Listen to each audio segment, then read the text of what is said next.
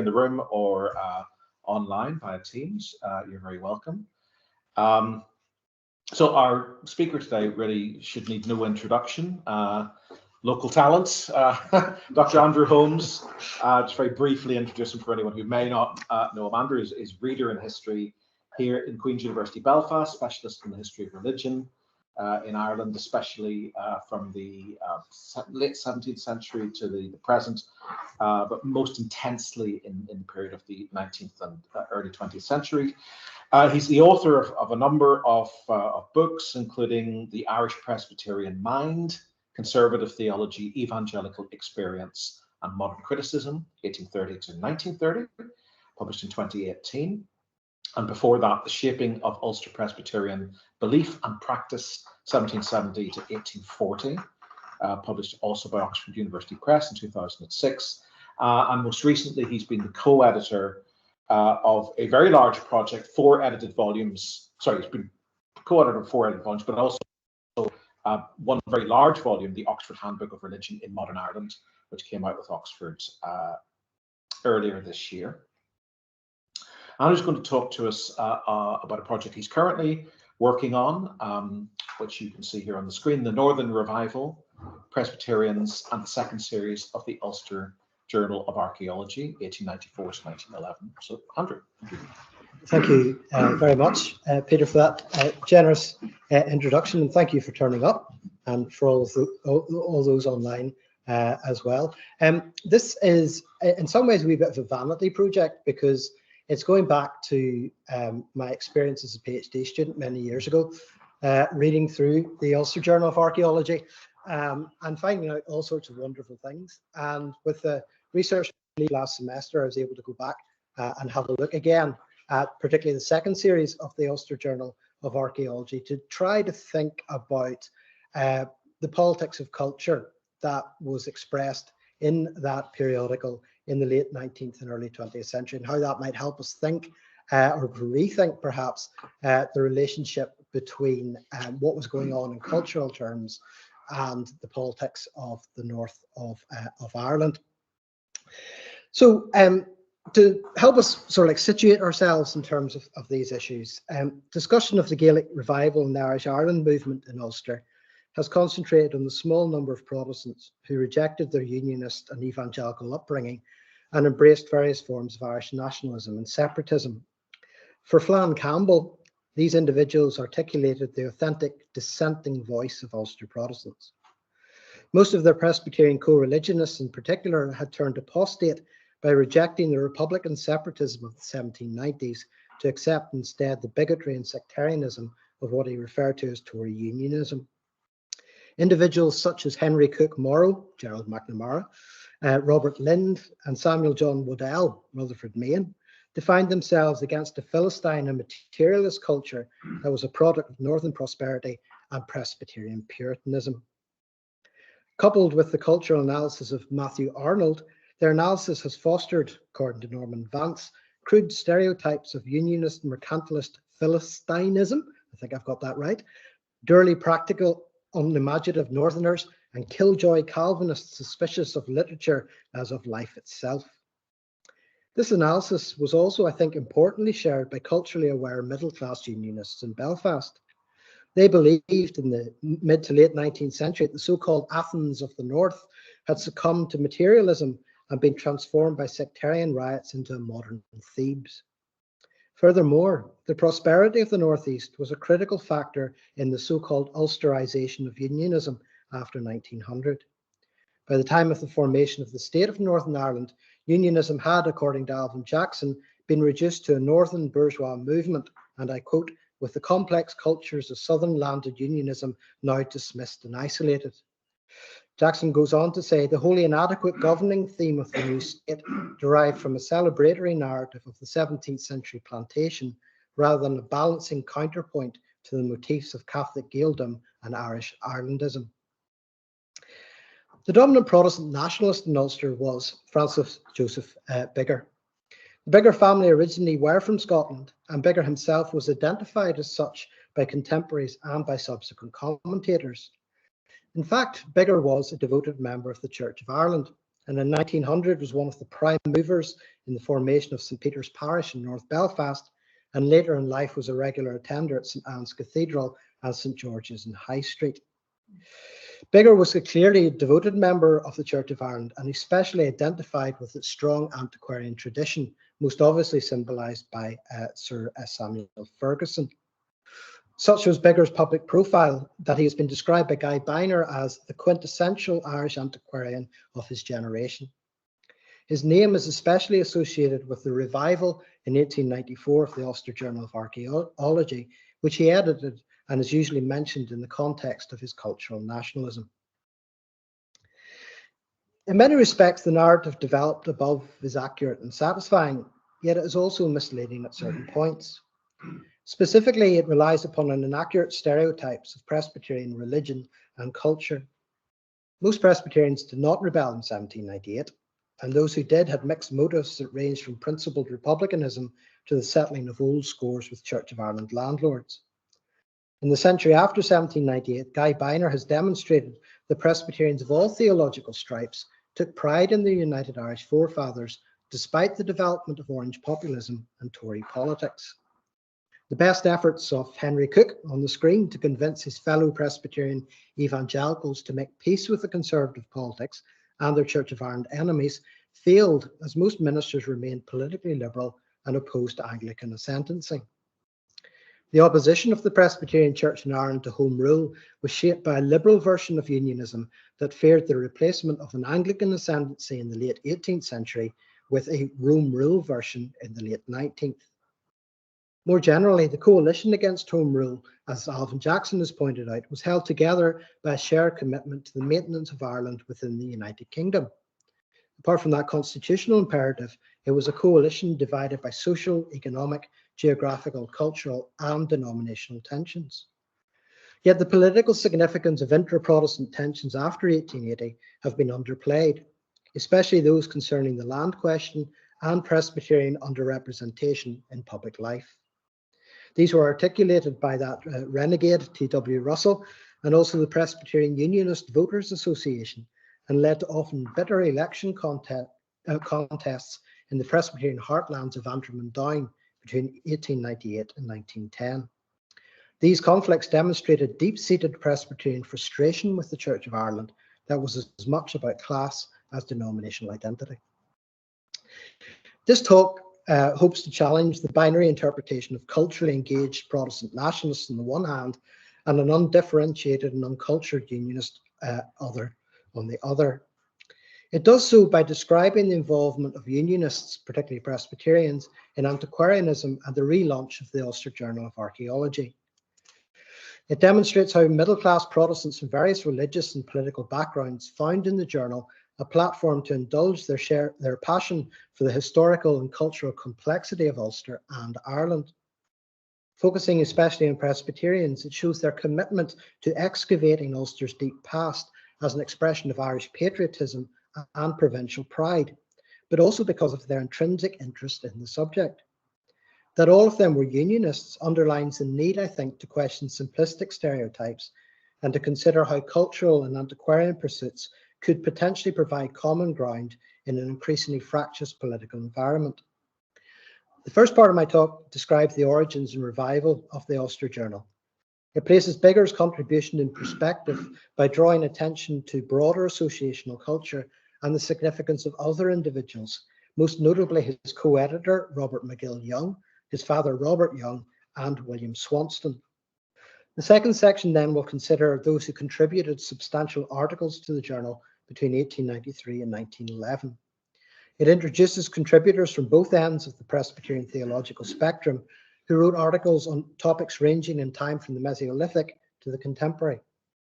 The final section then highlights the continued tension between Church of Ireland and Presbyterian interpretations of the Ulster past. Significantly, these tensions were not caused by contemporary politics or by the memory of 1798, but Biggar's sensitivity to Presbyterian special pleading at the expense of his own communion.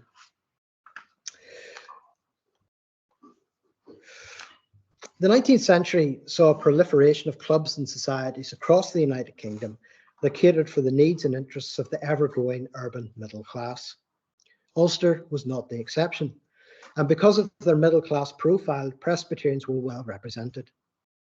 Interest in antiquarianism was channeled through the Belfast Society for Promoting Knowledge and its Linnenhall Library, the Belfast Natural History and Philosophical Society, founded in 1821, and the more practically orientated Belfast Naturalist Field Club, formed in 1863.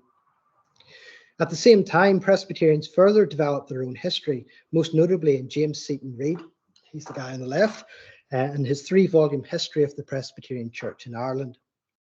Reid offered an interpretation of the 17th century origins and development of Presbyterianism that foregrounded the Presbyterian struggle for civil and religious liberty against persecution, a word that comes up a lot in Presbyterian discourse, by the Church of Ireland.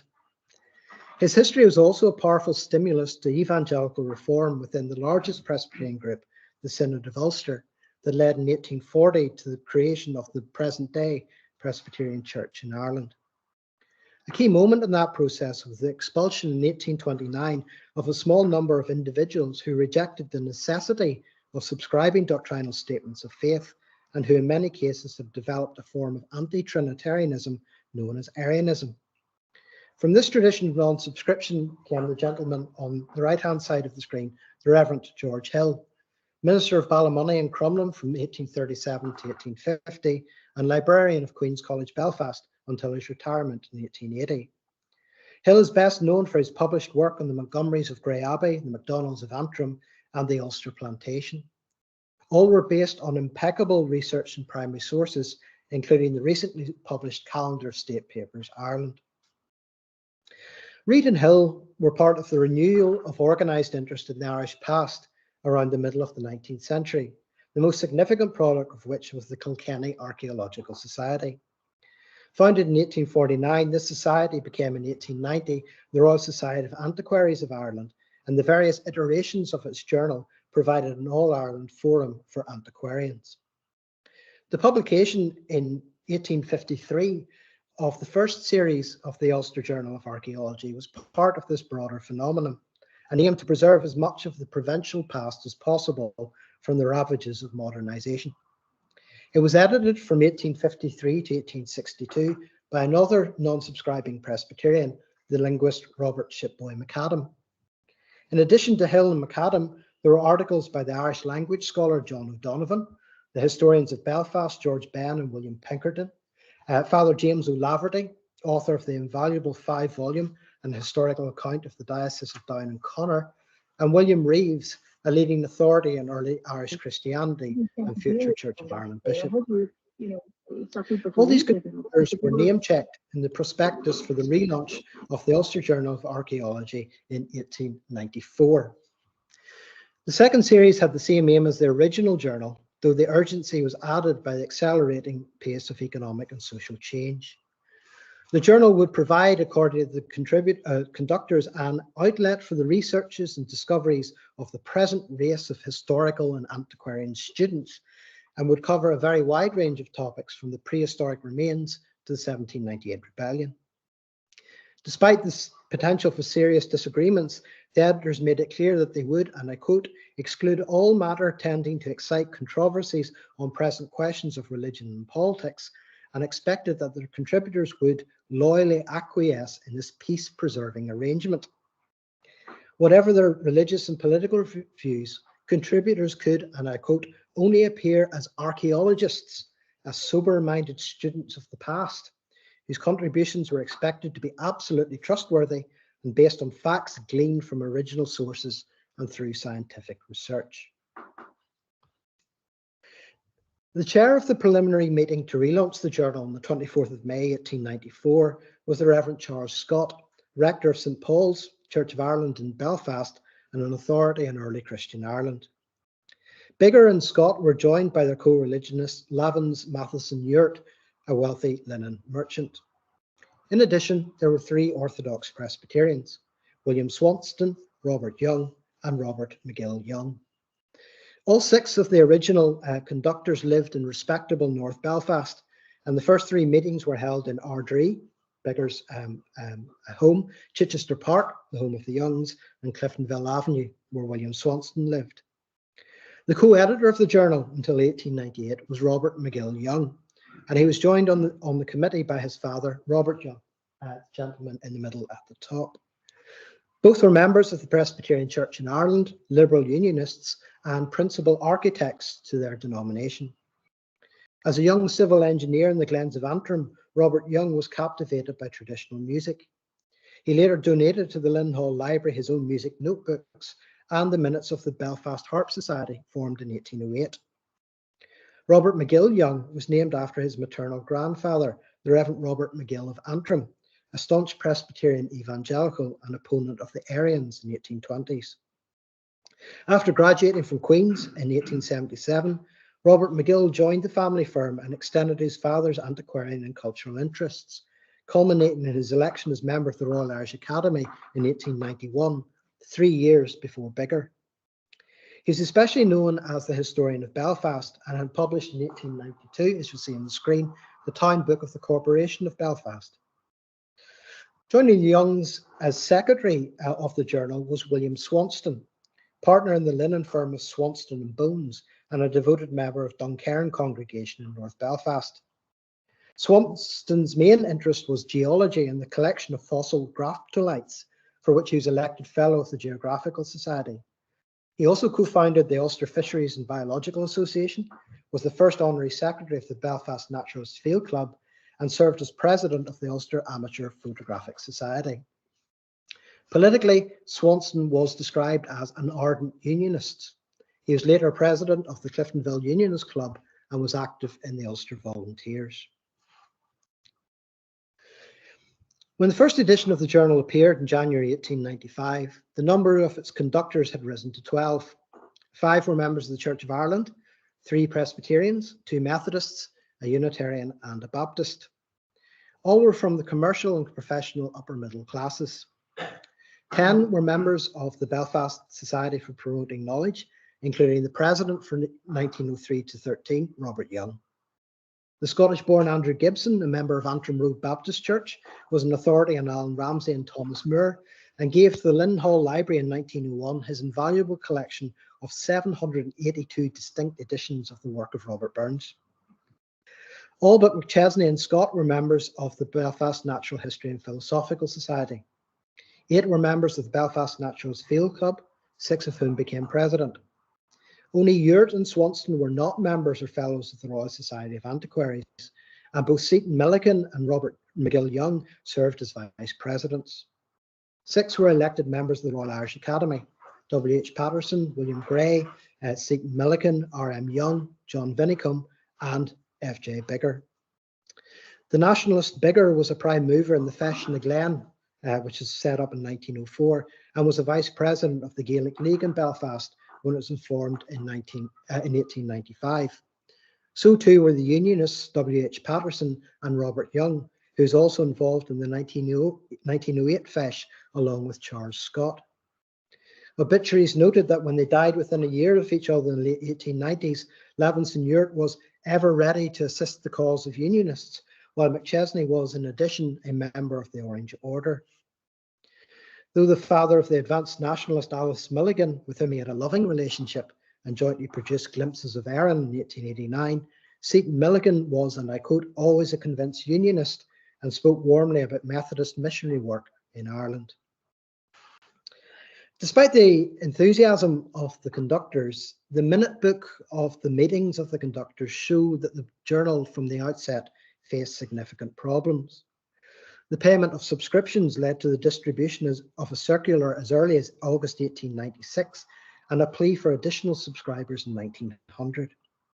There were problems with the printers, and 3 firms would publish the journal during its existence: Marcus Ward and Company to 1898, McCall, Stevenson and Orr to 1907, and Davidson and McCormick to 1911. Questions over who owned the journal were raised in 1898 and 1901, and it was only in 1907 that Biggar was formally recorded as a registered owner with Stationers' Hall. These general difficulties were accompanied by tensions between Biggar and Robert McGill Young. In 1895, Swanston noted that Biggar's name had been placed before Young in the first published volume. Bigger said this was simply because lists were to be alphabetized, but the unanimous view of the conductors was that this did not apply to the editors and that Young's name should be placed before Bigger. In the same meeting, Young also expressed dissatisfaction that Bigger had not submitted articles in editorial matter to him and was, and I quote, in some measure ignoring the joint editorship. Bigger, in response, regretted that Young should, and I quote, feel slighted and denied any intention of ignoring him. However, tensions also emerged about the ownership of the papers of Robert Shipboy McAdam, the editor of the original Ulster Journal of Archaeology. In 1898, Young edited for publication an article that had been submitted to the first series and was contained in the McAdam papers. Young claimed that these papers had been placed in his personal possession by McAdam's daughter.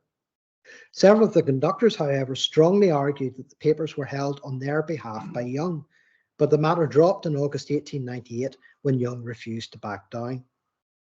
Shortly afterwards, Young stepped down as co-editor and the journal became increasingly seen as Bigger's personal project from that point onwards.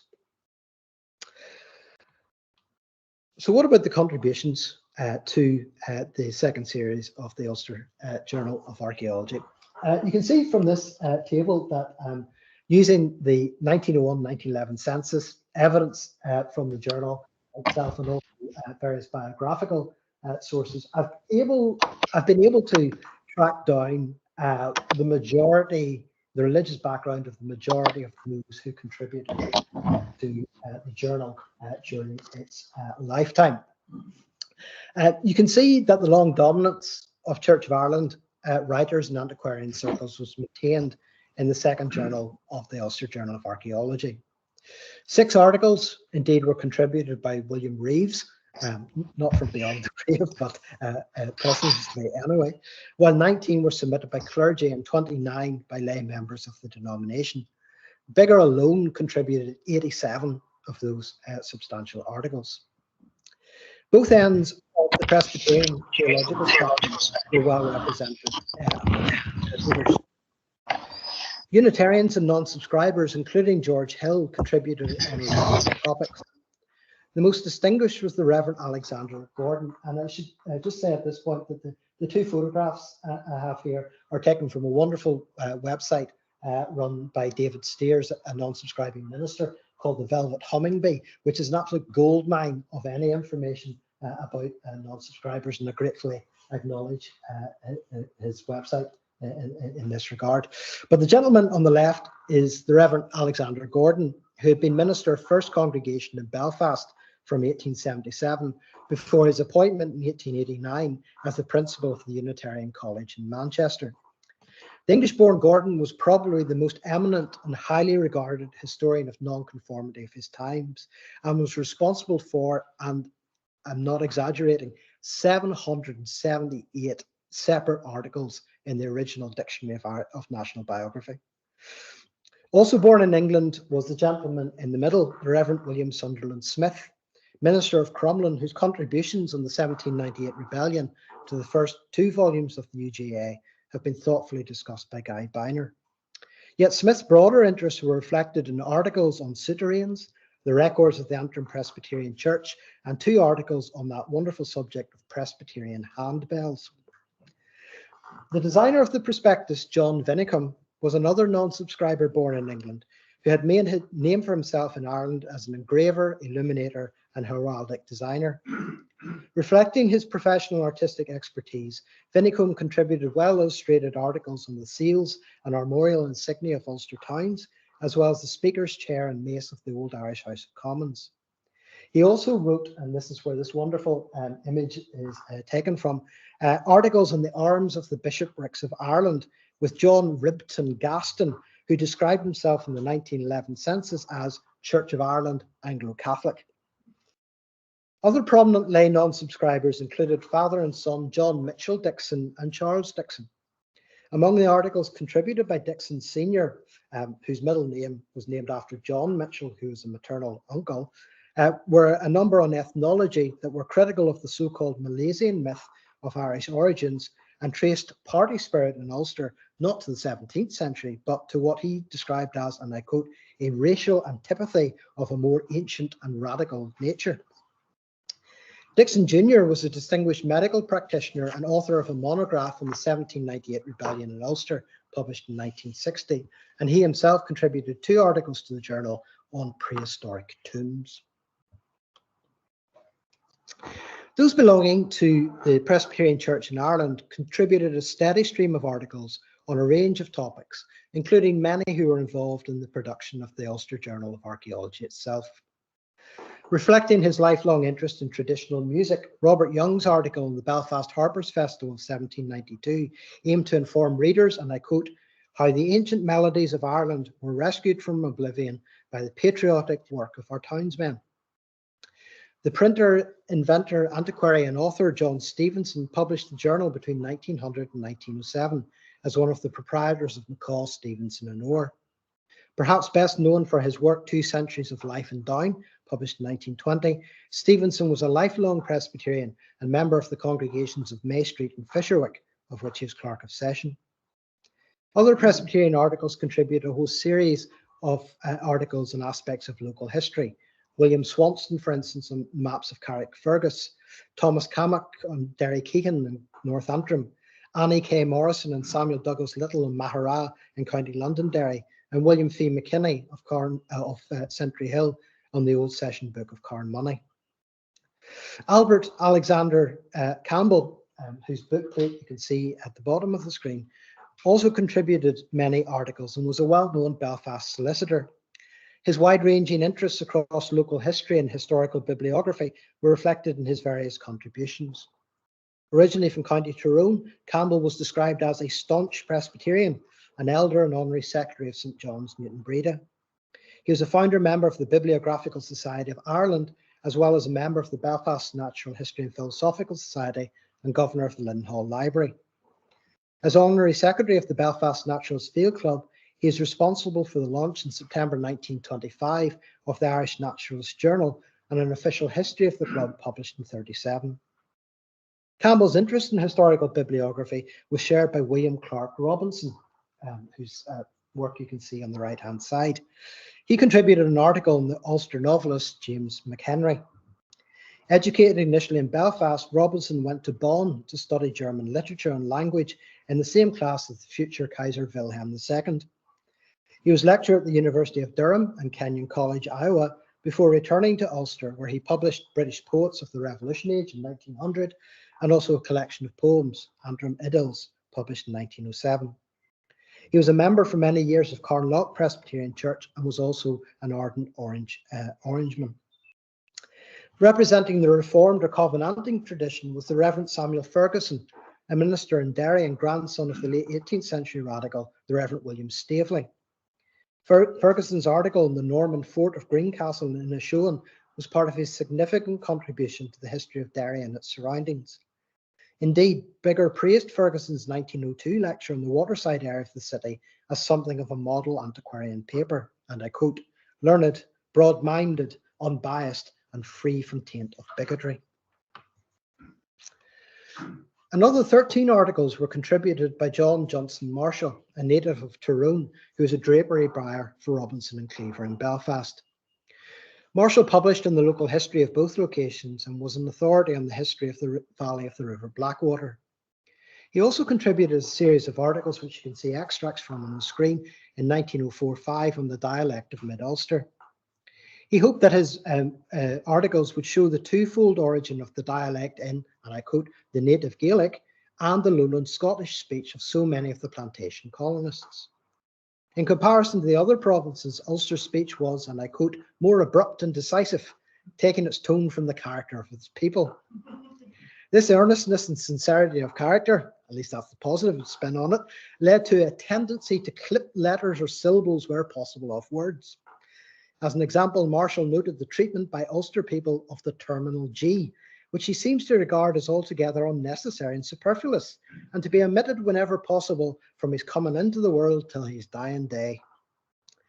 Marshall hoped to create a dictionary of the Ulster dialect that would unite the inhabitants of Ulster at home and overseas, and I quote, through whose veins courses the mingled blood of the clansmen of O'Donnell and O'Neill, the adventurers of the days of Elizabeth, who sought their fortune in Irish soil, and the Covenanter, whose left hand held the Bible and his right hand the sword.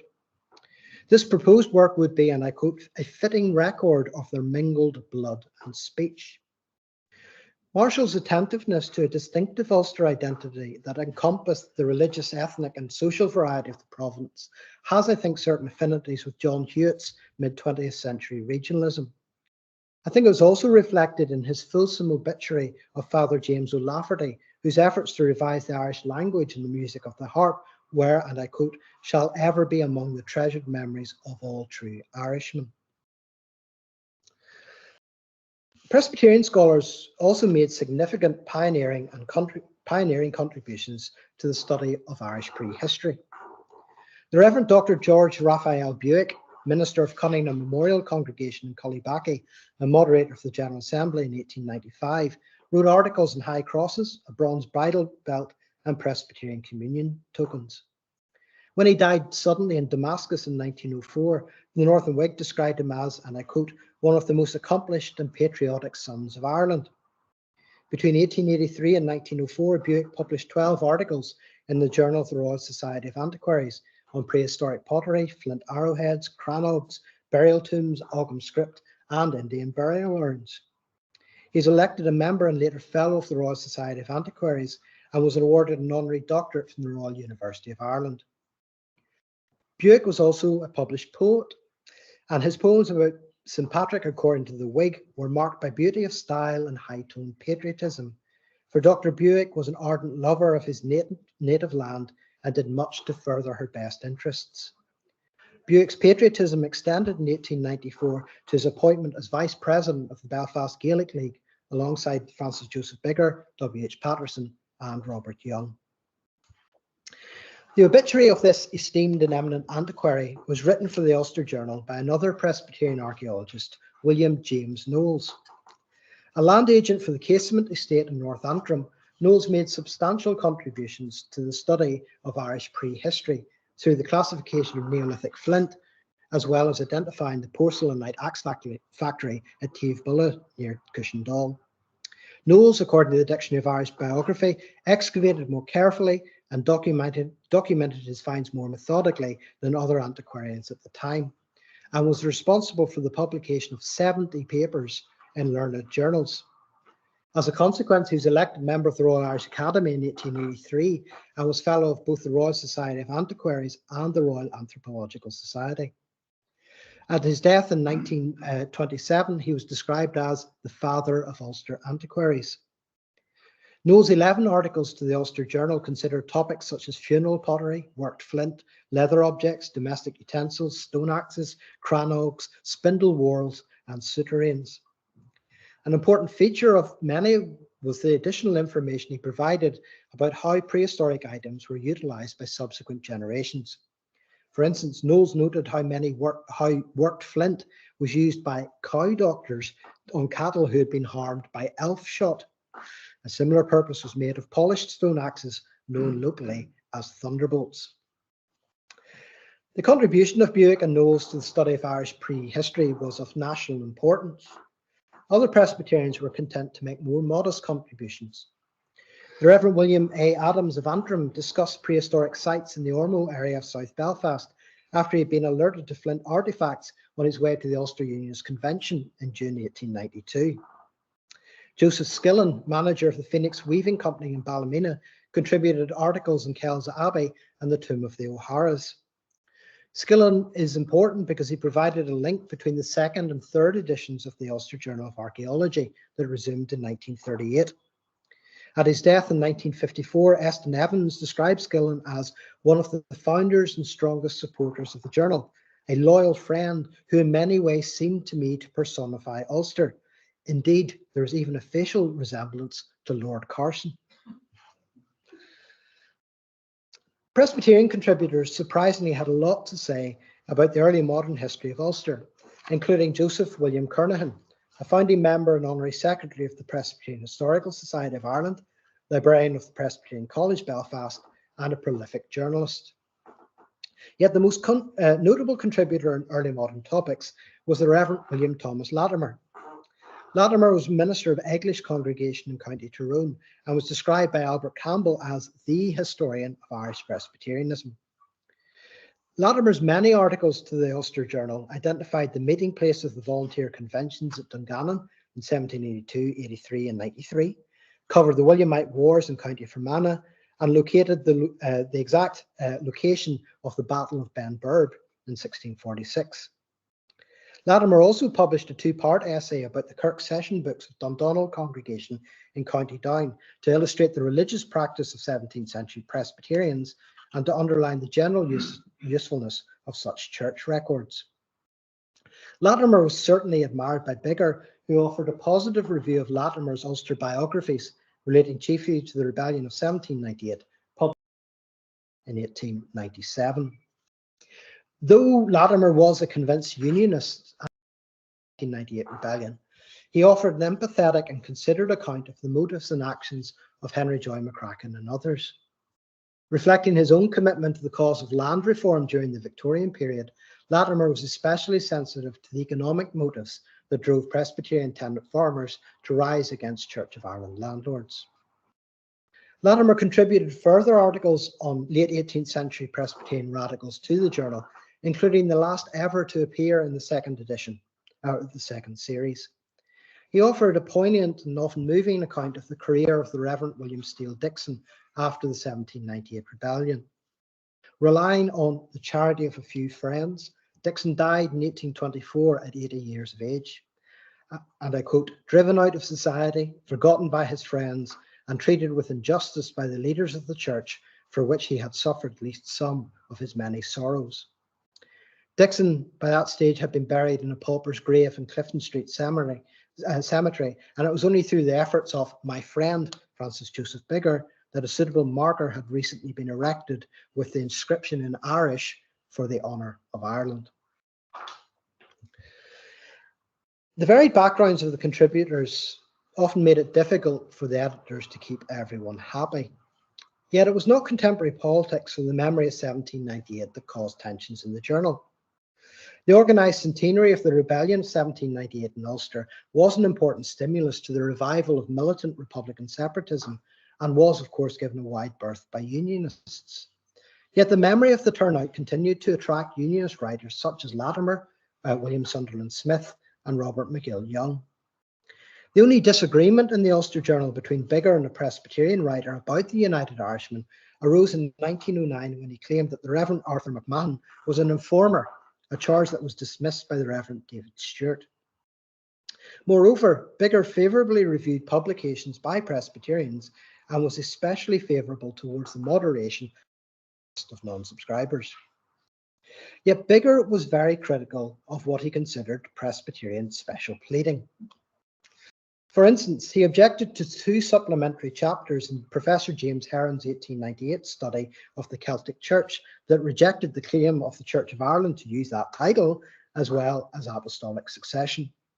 According to Biggar, these were a mere wrangle about modern trifles that might have been better left for a sectarian magazine and not included in what was otherwise an excellent history. Biggar was also critical of Charles Hannah's two-volume The Scots-Irish, published in 1902.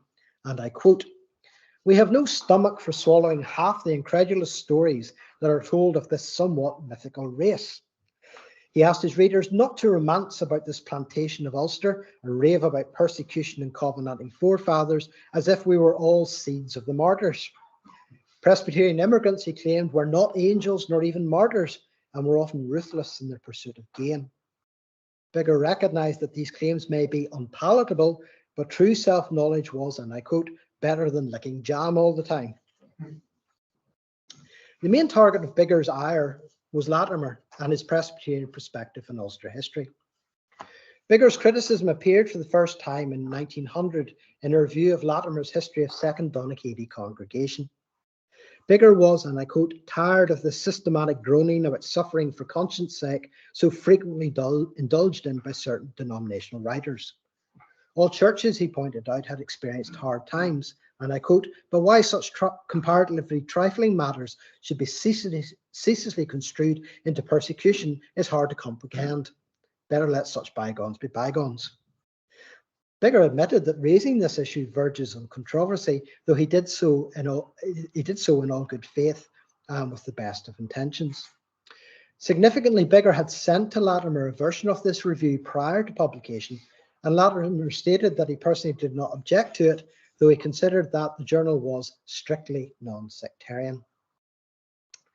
Within a year, Biggar renewed his criticism of Latimer after he had published in the Northern Whig an article with Blood's Plot of 1663, in which a number of Presbyterian ministers were implicated.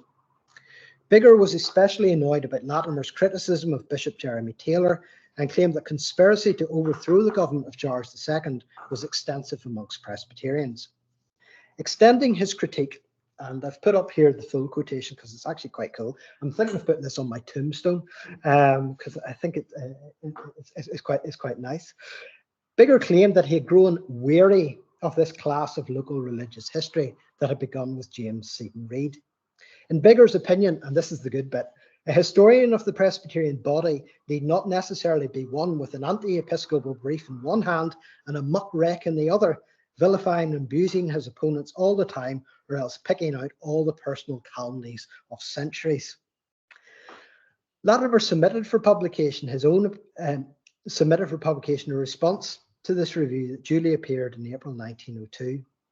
Latimer was clear that Biggar was free to have his own opinions, just as he had a right to his own with regard to their position and principles. But again, and I quote, he said, "I consider the journal is not the place to discuss questions like these, which may run into theology or politics."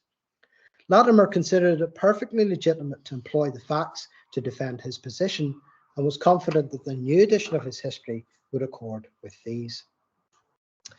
While this controversy was rumbling on, Biggar criticised on the grounds of bad taste Latimer's republication of Presbyterian church records.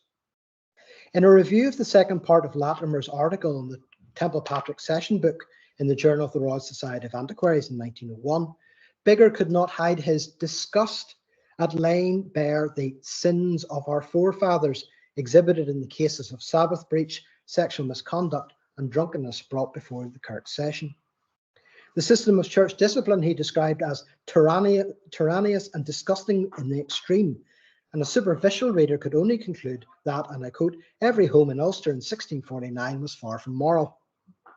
Moreover, the descendants of many of the unfortunate delinquents still lived in the Temple Patrick area.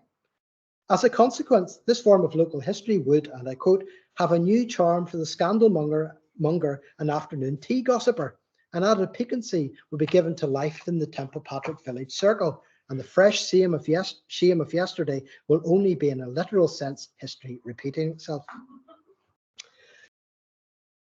An article in 1903 by Biggar about Alexander Peden, the late 17th century renegade Presbyterian preacher and prophet, widened the dispute beyond the pages of the Ulster Journal.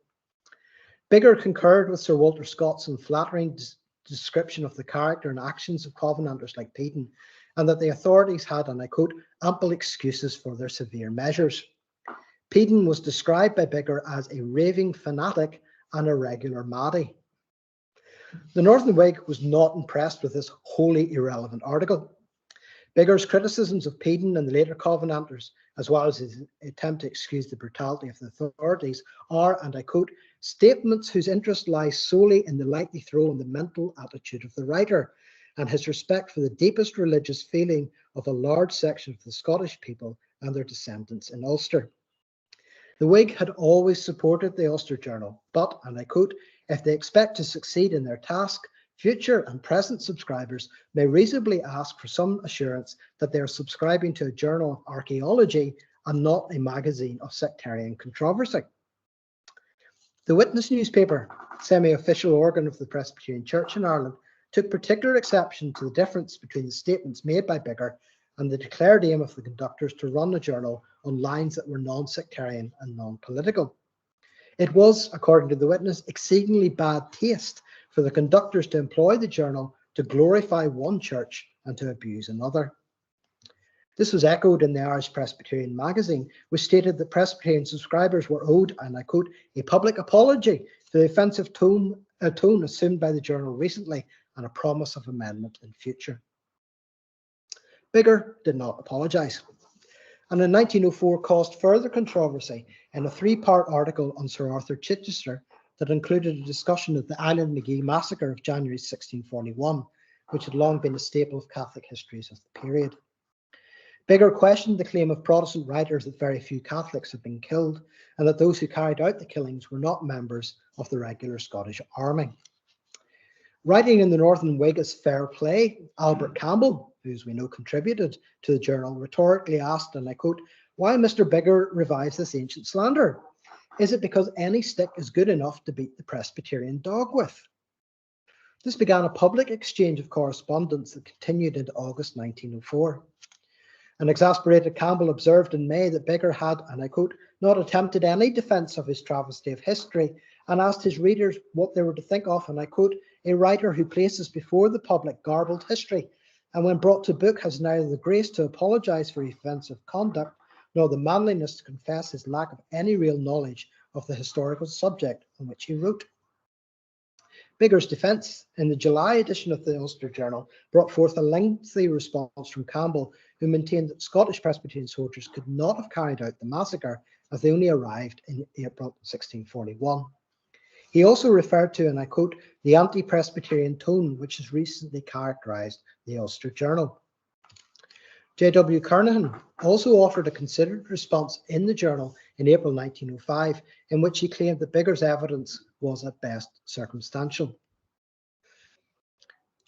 Perhaps the dispute over Island Magee led to a change of tone on Biggar's part. In 1906, he favourably reviewed the Reverend Alexander G. Lecky's The Lagan and its Presbyterianism.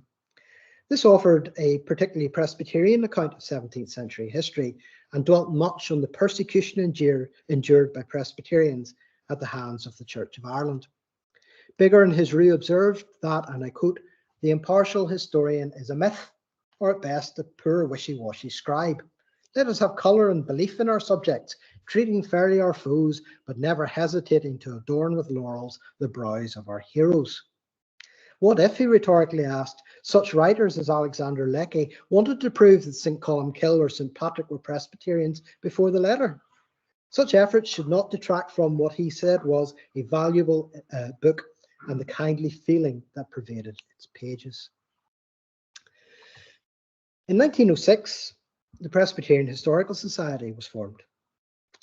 The new society demonstrated the deep attachment of Presbyterians to historical and antiquarian research, and was, I think, in some ways a response to the tone that Biggar had adopted in the Ulster Journal. The society was also an exercise in Presbyterian ecumenism and involved nearly every Presbyterian who had contributed to the Ulster Journal, irrespective of their theological position. The formation of the society demonstrated that Presbyterians were fully aware of the interconnected history of Ulster and their religious tradition, a connection that had been described and explained by Presbyterian historians since the 17th century. During the Ulster crisis of 1912 to 14, this and other historical narratives were of course employed for political purposes. As the Ulsterisation of unionism gathered pace after the formation of the Ulster Unionist Council in 1905, the connection between Presbyterianism, prosperity and provincial identity was a ready-made usable past. This was employed to underpin the claims of Ulster Unionists, and this, what Graham Walker describes as the Presbyterianisation of unionism, was most obviously demonstrated in the signing of the Ulster Covenant in September 1912. At the same time, Biggar was becoming more outspoken in his nationalism, especially after the success of the Fession na Glen in 1905. In January 1907, for instance, he caused controversy when he used a public lecture at the Lynn Hall Library on the Hills of Holy Ireland to criticise English interference in Ireland. Yet the impact of polarisation on the cultural life of middle-class Northerners, I think, can be overplayed. The Ulsterisation of unionism and the formation of the Presbyterian Historical Society did not stop Presbyterians from contributing to the Ulster Journal.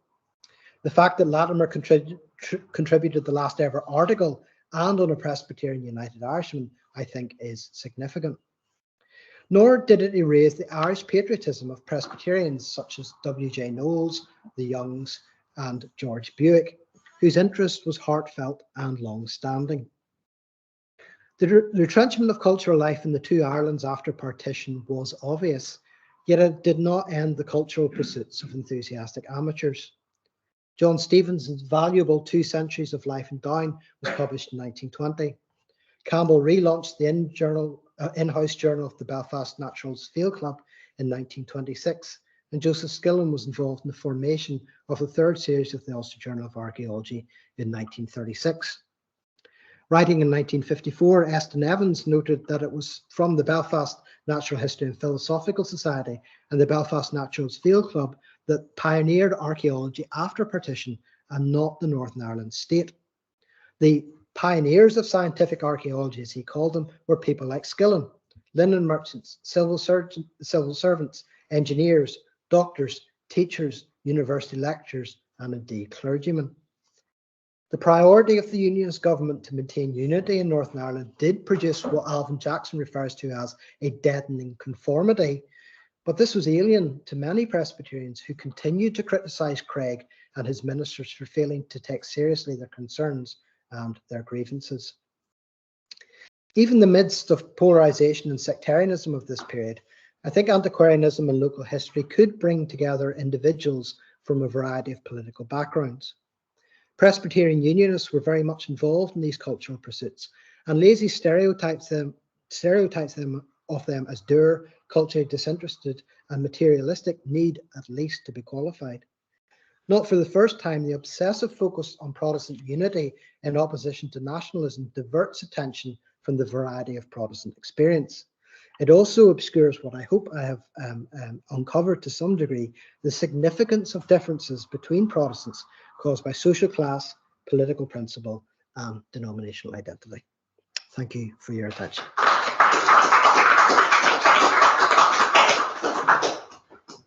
Andrew, thank you so much for that. Lots to get our teeth into there.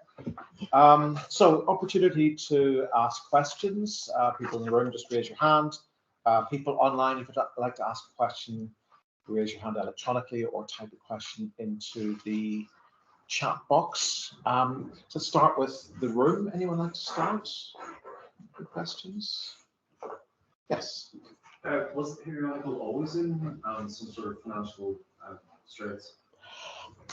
Generally speaking, yes. The very fact that they had to remind subscribers to pay as early as 1896 was, I think, important.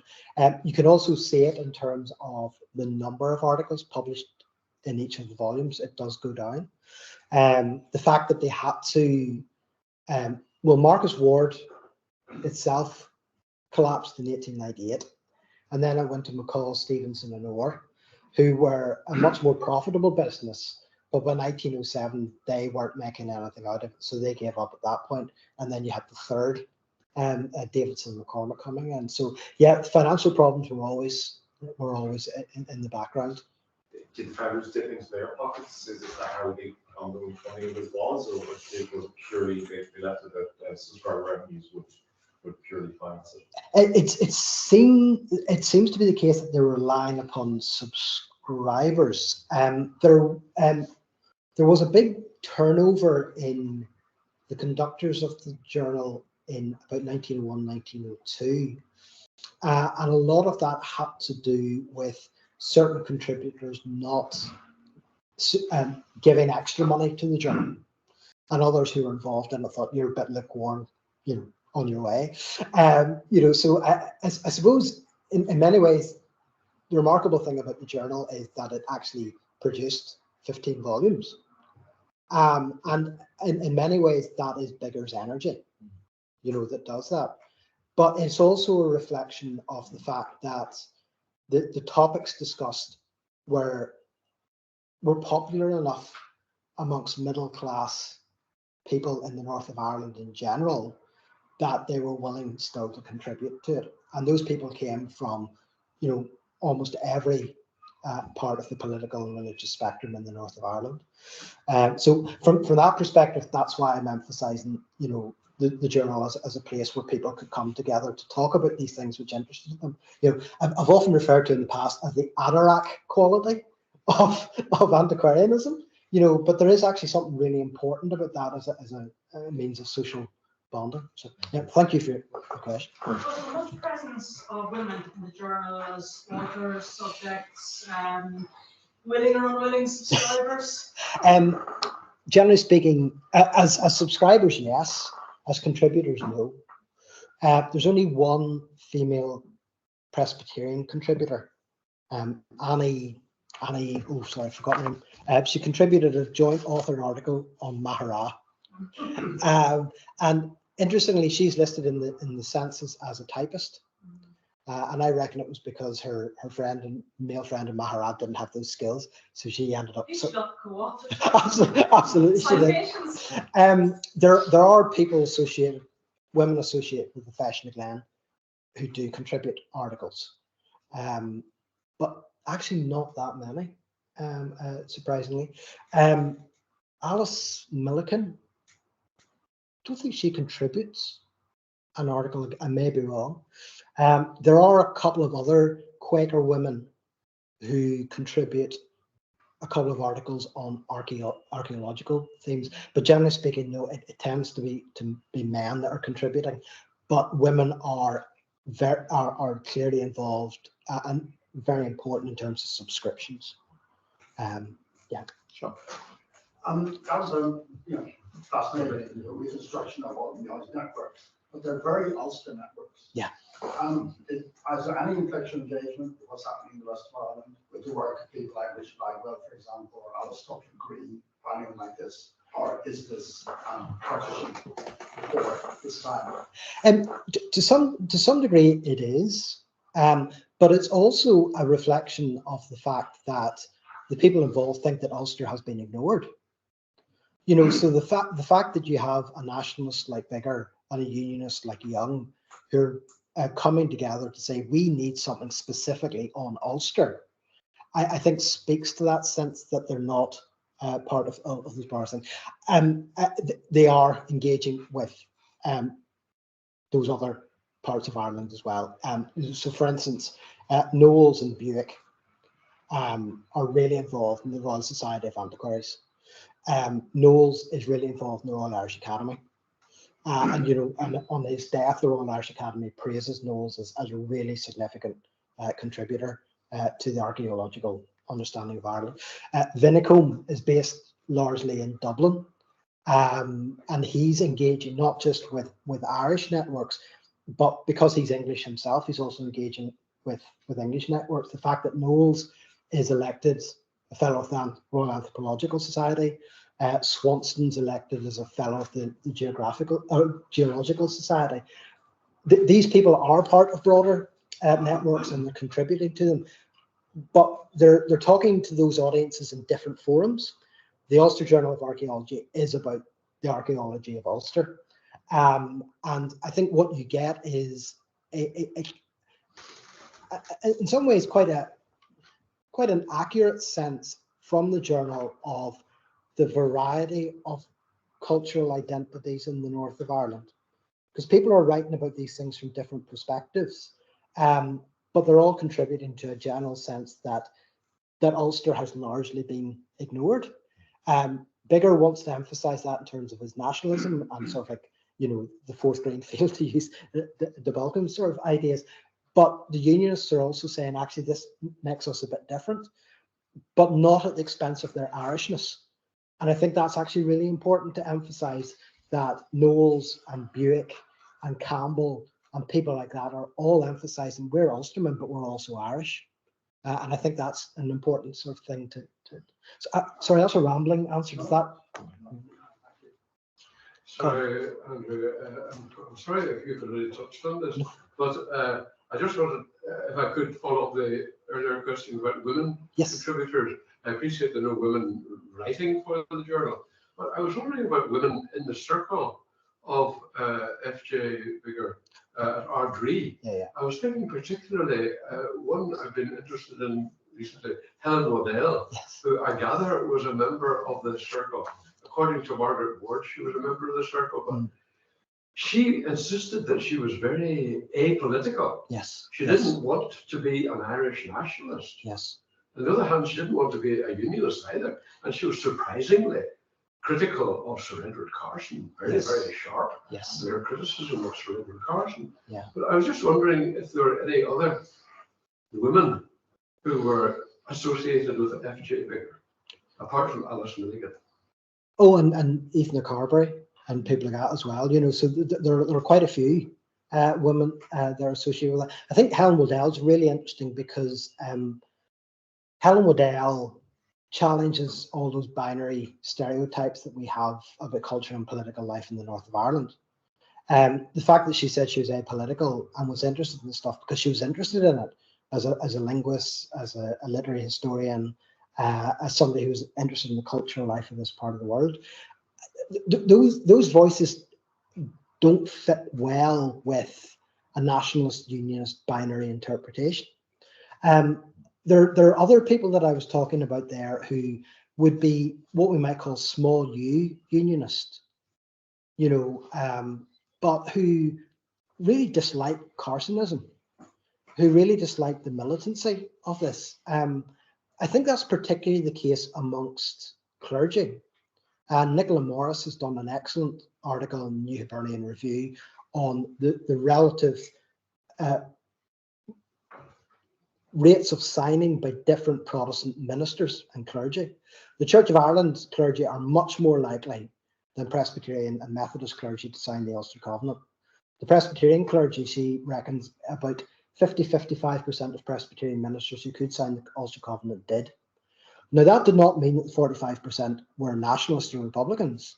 It meant that they were deeply worried about the moral and political implications of signing themselves to a document which they thought would then lead to taking up arms against their fellow citizens.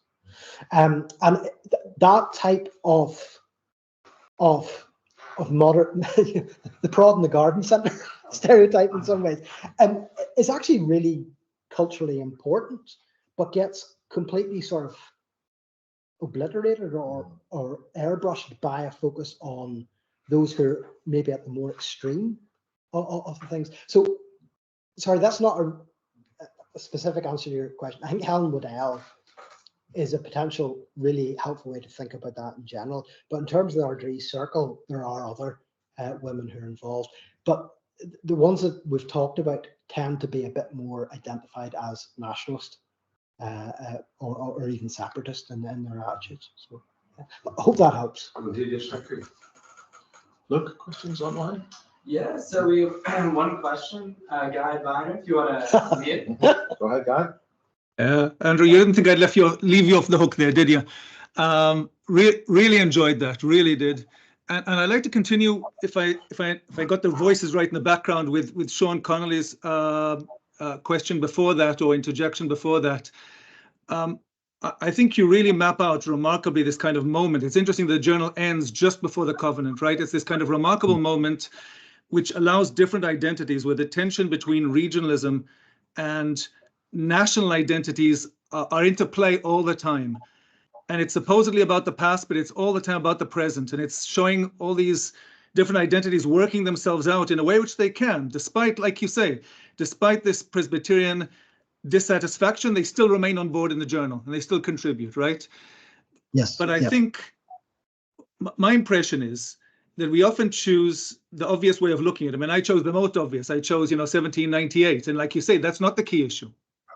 But we look at history and we look at modern history. Sometimes we call it early modern, but for them it was modern history, right? And that's where we see these tensions playing out.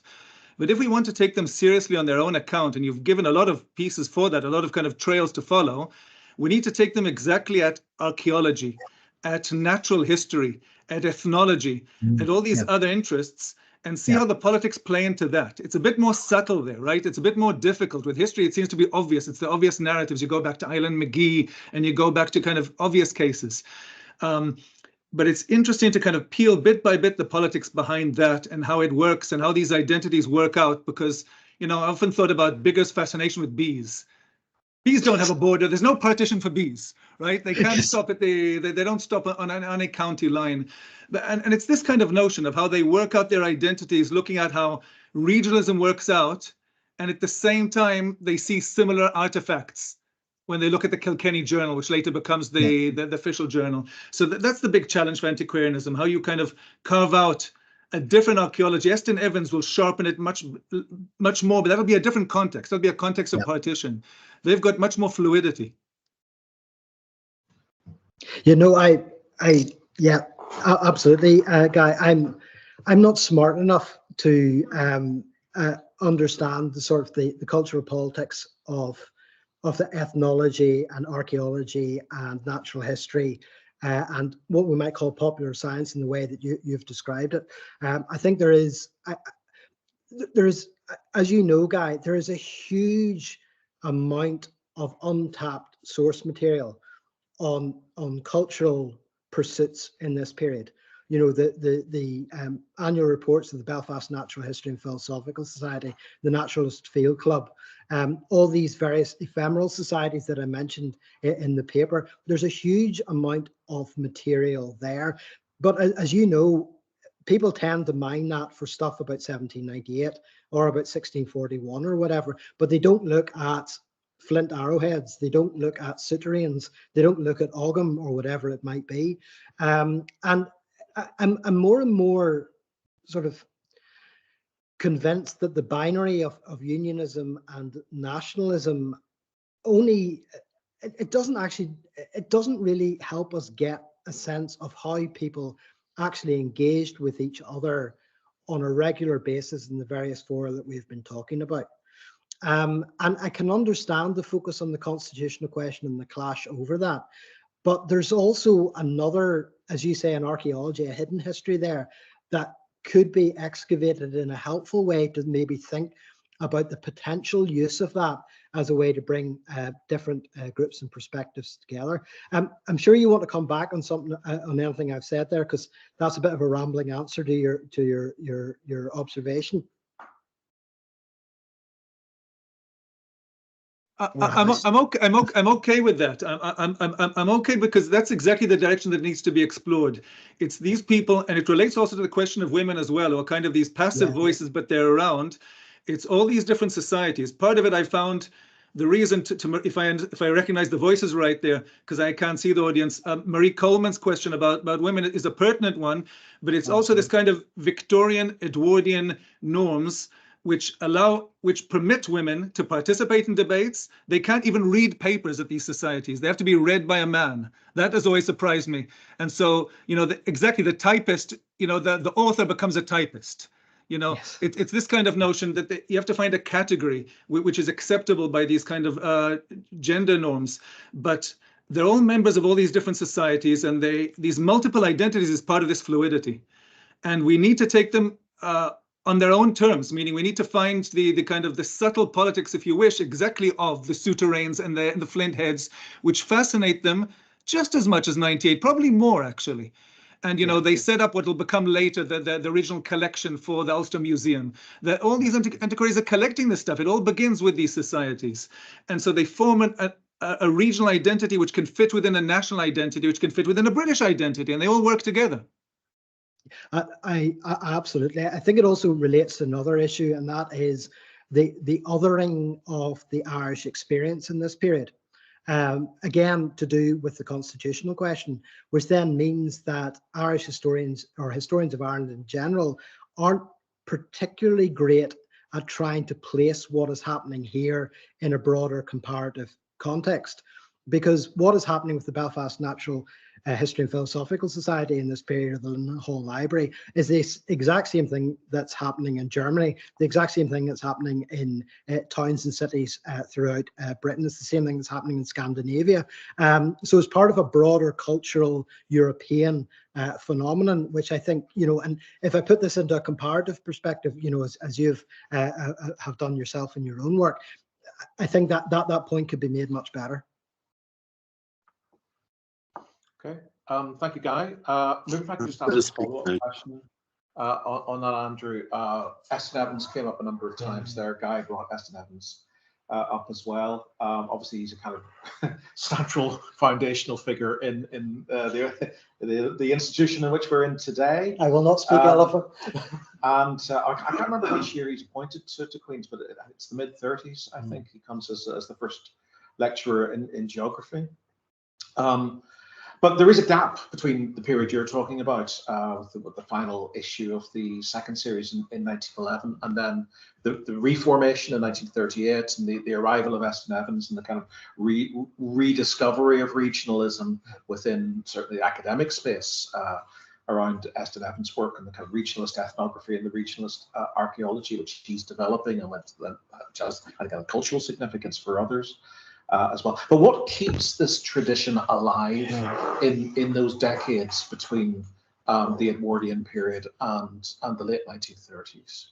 Yeah, I think in some ways it's the associational culture that we've been talking about. You know, the Belfast Natural History and Philosophical Society, the Belfast Naturalist Field Club.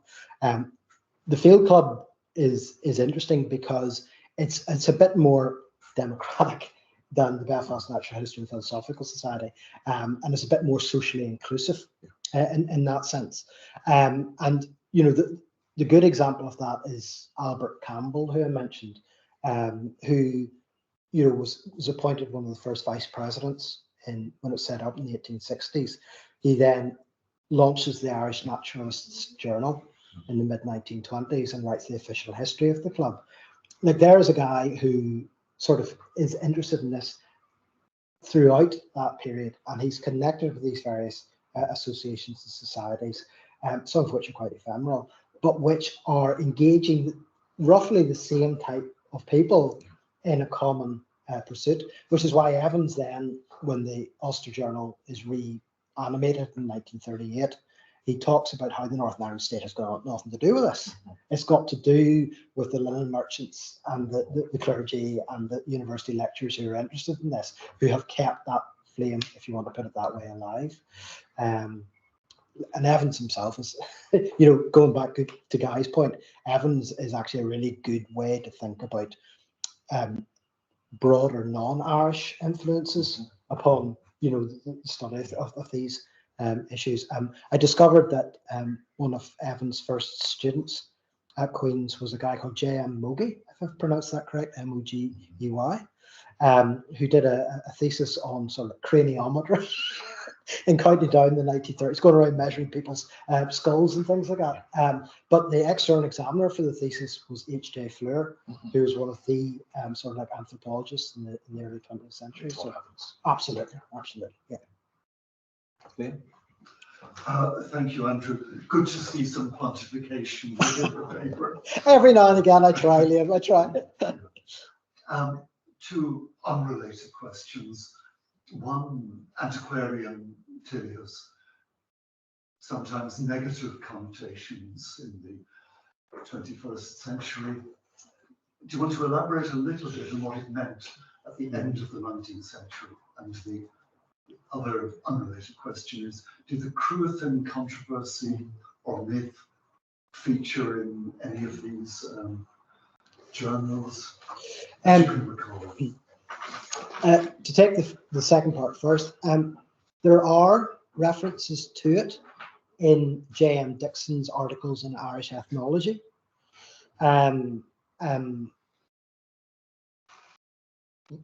Yeah, so I'm aware that there are references. It's not extensive, but it is there. In some ways, that sort of feeds into a previous narrative that focused on the so-called Culdees, the clients of God, I think is the transliteration of that. What the Celtic Church was like, and what Colin Kill and people like that were associated with, because for Presbyterians that was a way to try to link Presbyterianism as it developed in Scotland and Ireland back to the early Celtic Church. So there have Presbyterians in Ireland trace their origins back to the 17th century, but there's always quite a strong tradition amongst Presbyterians in Scotland and Ireland about trying to trace that back further. And the Cruithan, the Culdees and things like that are part of that possibly alternative tradition. within Presbyterianism. So sorry, that's a long-winded way of addressing your second point.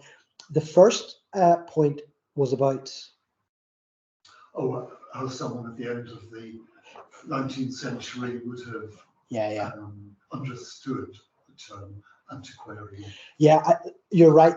Antiquarian is a pejorative now. You know, it's a term that you use to describe somebody who is who addresses a popular audience, who maybe doesn't have the craft skills of a professional scholar. And I suppose antiquarian is quite a useful label to talk about those enthusiastic amateurs. I'm not even, well, amateurs, I think, in the literal sense is the way to describe it, of people who take their studies incredibly seriously, but aren't part of a guild, aren't part of a professional group.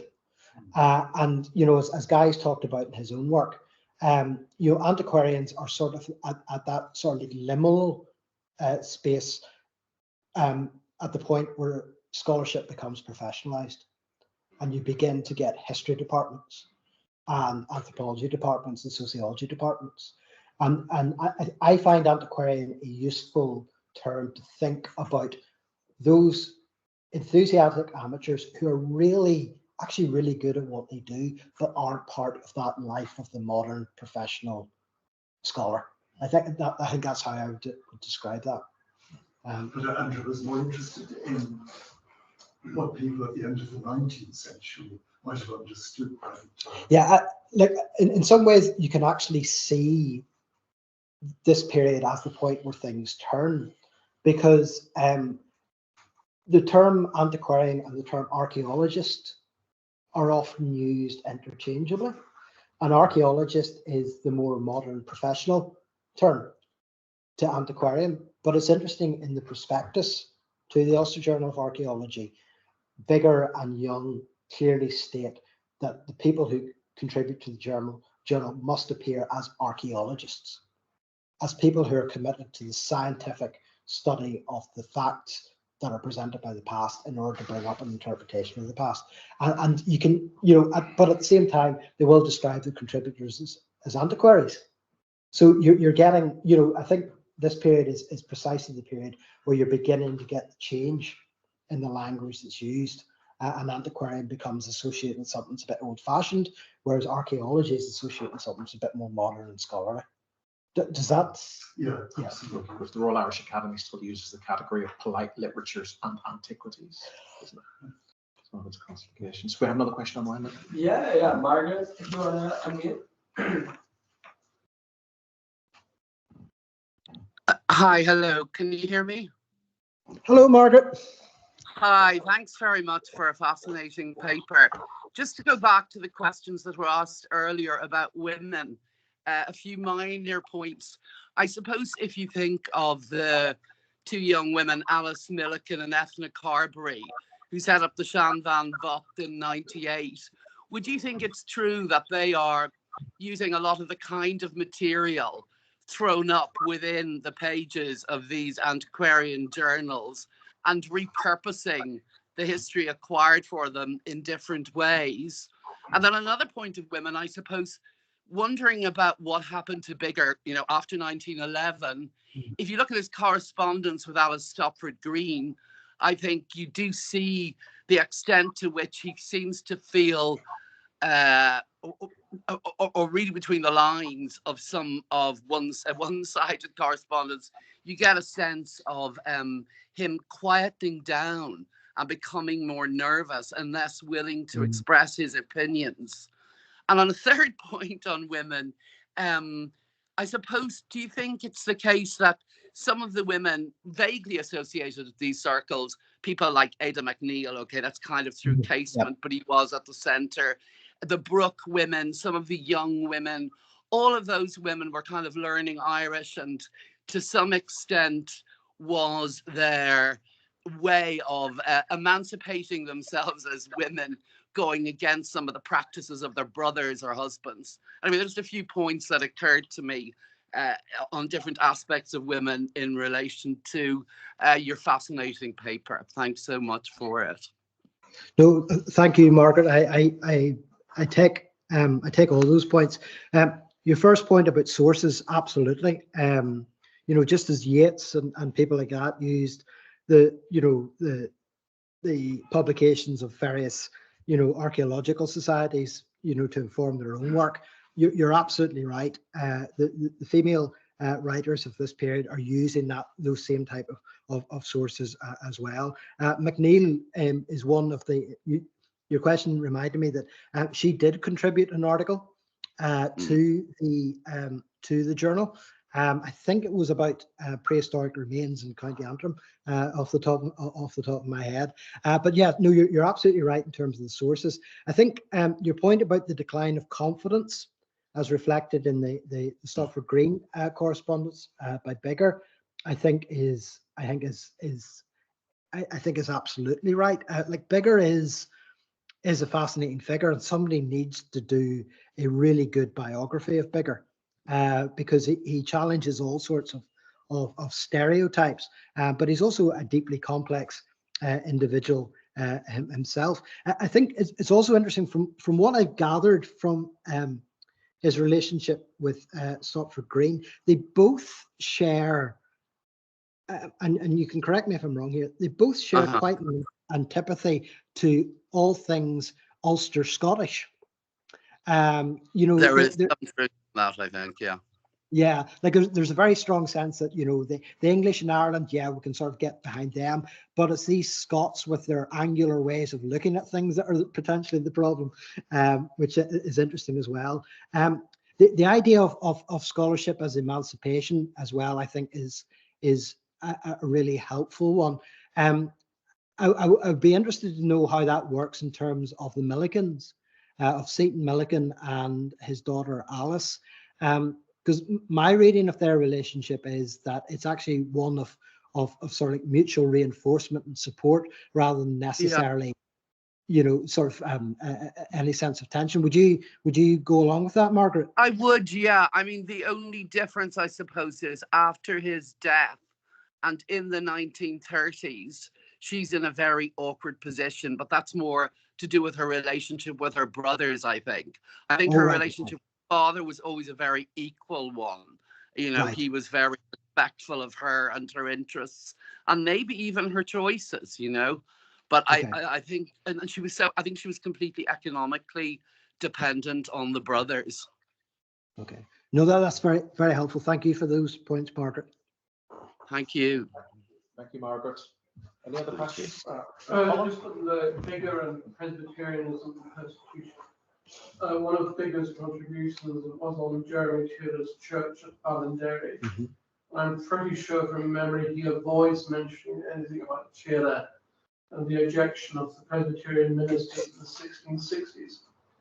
And on the subject of Bigger and the Temple Patrick Sessions book edition by Latimer, I wonder if he mentioned that part of that session book after the hiatus, when no entries were put in the 1660s, begins that there was a hiatus because of the persecution of the prelates. Yes. Yeah, no, no, Bigger tends to ignore things like that in that regard. And it does, you know, in some ways, it speaks to the continued salience of those intra-Protestant divisions. There's a very fine article by Richard Holmes in Parliamentary History, no relation, by the way, in I think 2022, where he talks about the political implications of this.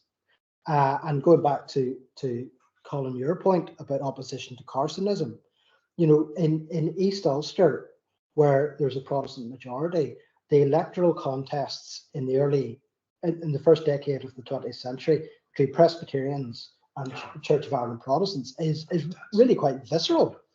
And it speaks to the continued significance of that. So I think in some ways that's a bit of a background to read what Bigger's is on about at this point. But yeah, you mentioned he was associated with St. George, which by that stage was already identified with high churchmanship.